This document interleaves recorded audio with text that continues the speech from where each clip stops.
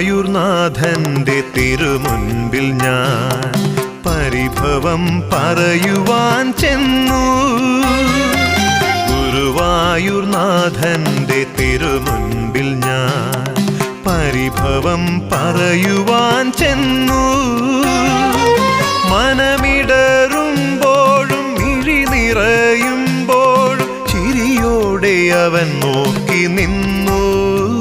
ഞാൻ ചിരകാല വ്യഥയും മറന്നു.